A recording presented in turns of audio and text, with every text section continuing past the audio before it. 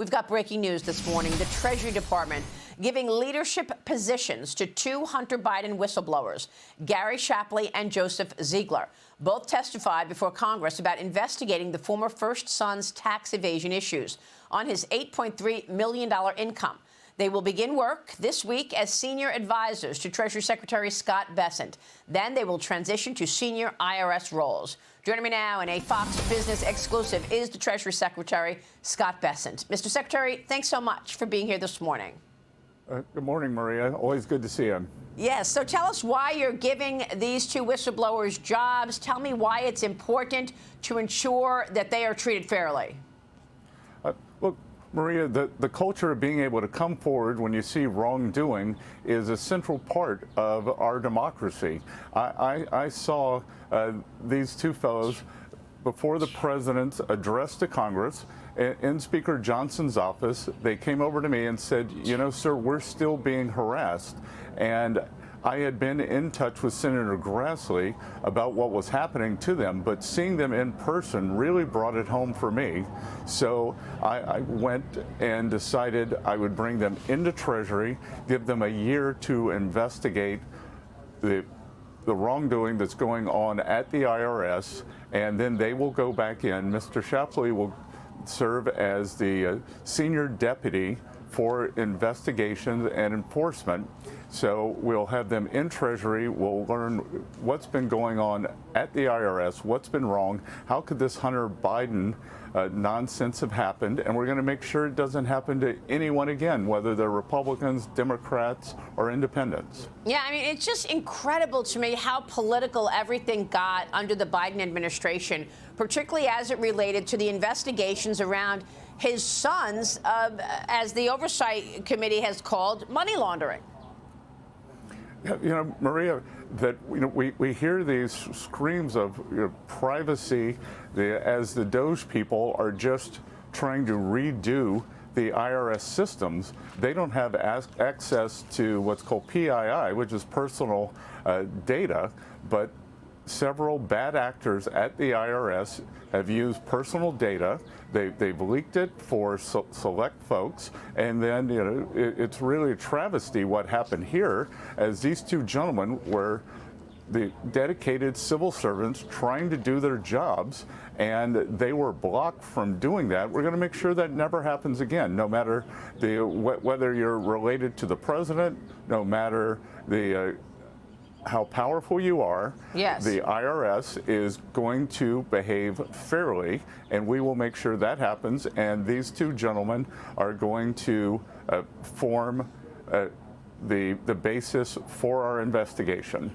Mr. Secretary, I want to move on to the president's America First investment policy as it relates to China, and get your take on what you're going to do about it, because this America First investment policy, which was issued in February, states that economic security is national security. It emphasizes that the U.S. should not allow China to take over our critical infrastructure, adding, quote, PRC-affiliated investors are targeting the crown jewels of United States technology, food supplies, farmland, minerals, natural resources, ports, and shipping terminals.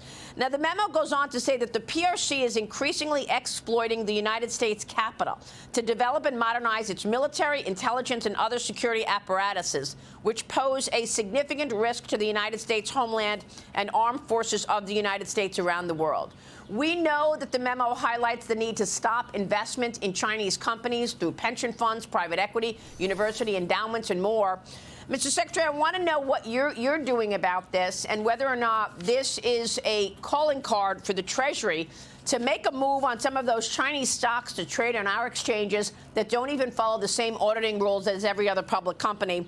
Here's what the memo says. With respect to Section 2 of this memorandum, the Secretary of the Treasury shall engage as appropriate with the SEC and the Public Accounting Oversight Board.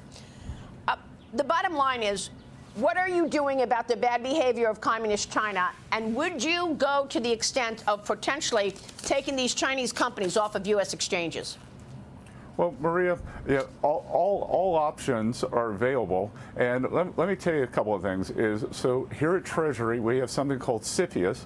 That's for inbound investment. That is a long-standing organization that scrutinizes foreign investors who want to make substantial investments into critical U.S. industries. And we have plenty of good actors. The United States welcomes foreign capital from abroad, especially from our allies, but we need to screen for bad actors. What we are doing now is we are also doing outbound screening led by the several leaders in the Senate, in the House, and Treasury is assisting this effort, and we will make sure that our outbound investment doesn't turn around and get used against us, whether it's chips, whether it's our funding, and that funding then could end up in this big buildup that the Chinese are doing of their military. So we're going to examine everything. President Trump has made it clear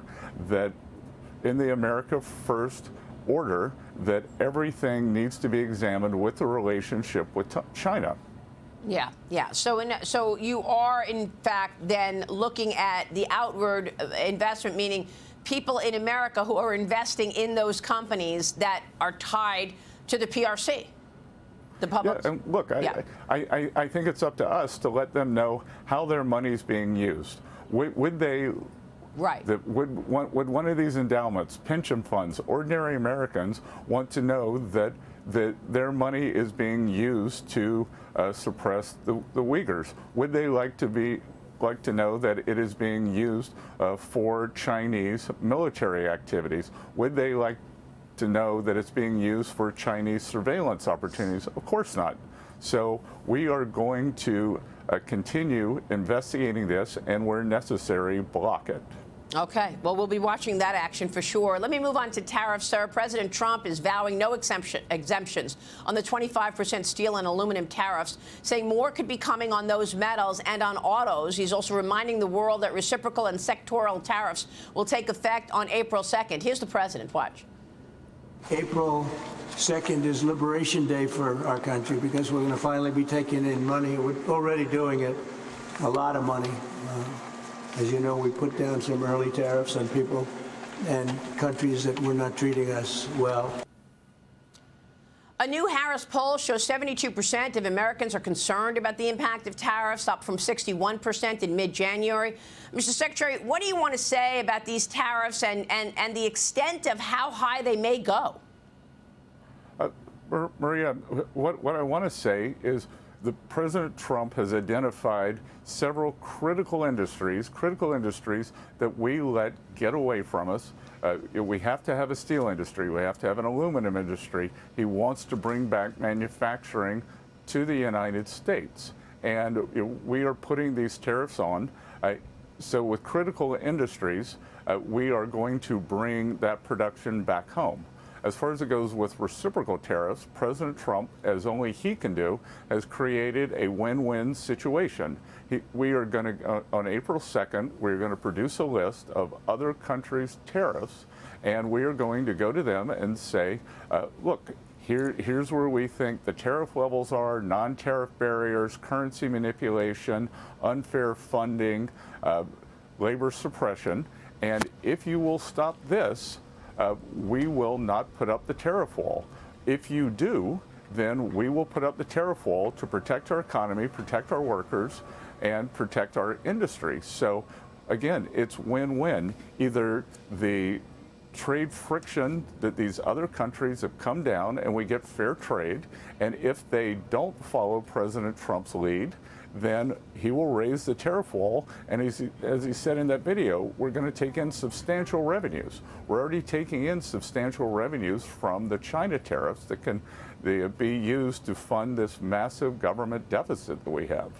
When you're talking about the steel tariffs, and they've gone into effect, but that's 25%, but then you've got another 25%, right, coming for just the country. So are you talking about 50% tariffs then on steel and aluminums from whichever country you're talking about? Because these are stacked, right, these tariffs? No. Maria, what's going to happen on April 2nd, each country will receive a number that we believe that represents their tariffs. So for some countries, it could be quite low. For some countries, it could be quite high. So there's not an automatic 25 plus 25 that's going to happen. And when the poll you just read, I think that that's a source of a lot of the consternation that's happening. And what we can see here in the administration is President Trump is on what is seemingly an unstoppable roll since January 20th. The Yep. Democrats are overwhelmed, so they've gone to their friends in the media, very friendly judges, to try to stop him. So the Democrats can't stop him, so the media is creating these distortions that Right.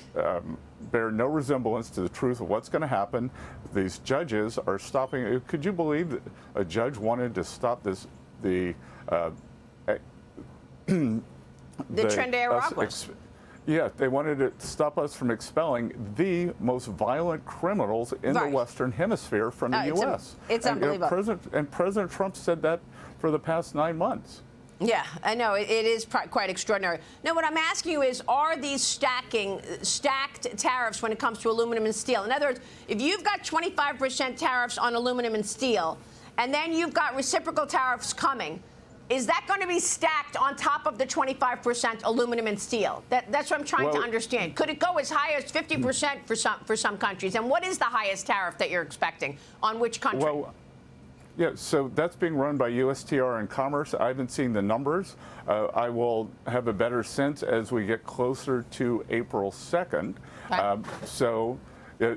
They could be stacked, but look, a lot of countries don't produce steel or aluminum.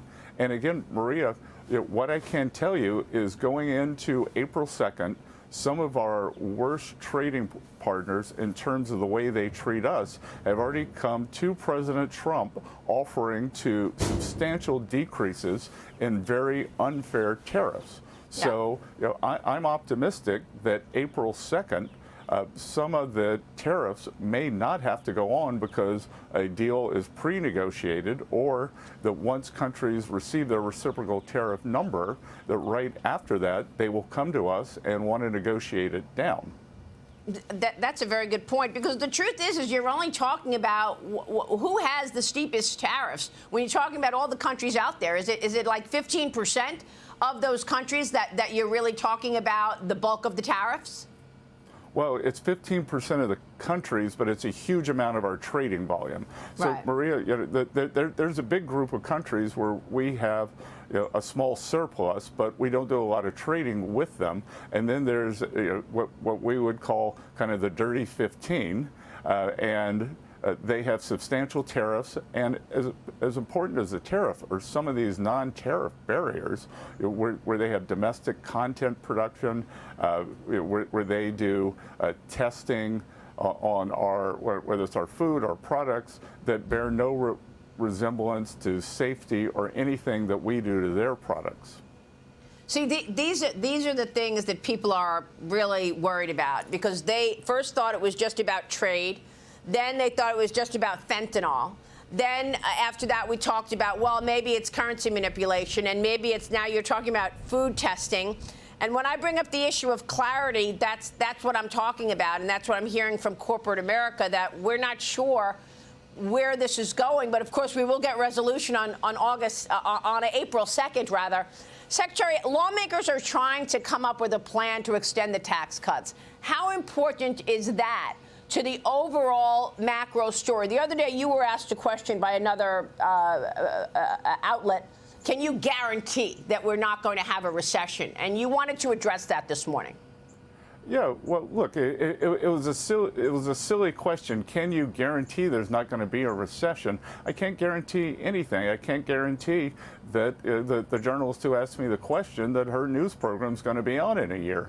But what I can guarantee you is that there is no reason we need to have a recession. I think that there's the economy in the first quarter is doing better than the media is reporting. I think we're seeing some very good underlying data from credit card companies, from banks. I think that the airlines, which reported some bad passenger numbers, a big amount of that is from federal employees who are not flying right now. So the underlying economy is healthy. There is no reason we have to have a recession. Could we have a pause as we go from this incredible level of government spending, which is just unsustainable? You know, I said on the show, what I could guarantee was if we had kept going the way we were, we would have been in a financial crisis. And President Trump has put the brakes on this. We are going to get this spending under control. We are going to bring manufacturing back home, and we are going to make the country more affordable for working Americans. Yeah, which brings me back to the tax legislation. How important is getting those tax cuts in there this year to avoid any significant slowdown? Corporations are expecting it. Individuals are expecting it. You campaigned on it. The president campaigned on it. And now we're not sure which track it's going to be with the reconciliation package. Do you believe everything can go in one bill and be on the president's desk by May, as Mike Johnson has suggested? That I'm taking Speaker Johnson's lead. May is very ambitious. It would be great. It would give businesses, households the kind of certainty that they want. But Maria, let's just go back to the overall tax bill, and it's important.